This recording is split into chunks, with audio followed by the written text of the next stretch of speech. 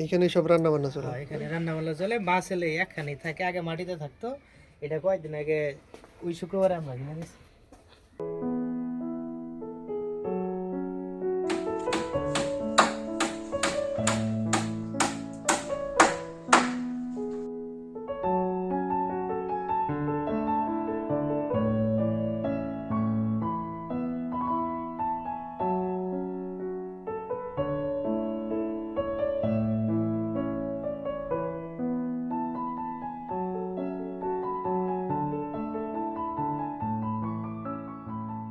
আমার নাম জোহরা।